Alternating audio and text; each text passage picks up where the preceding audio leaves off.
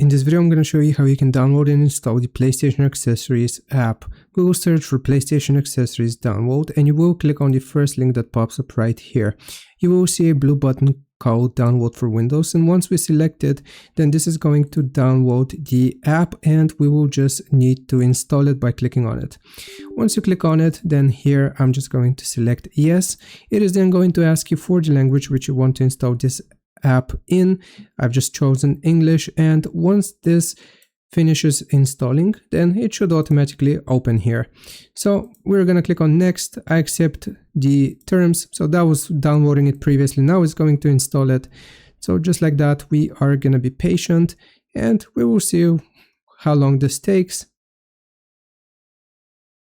So it shouldn't be that long. Okay, so you get the option launch program here. If we toggle it and click on finish, then this is going to open up PlayStation Accessories, just like that, and you can connect your controllers and other PlayStation, accessories.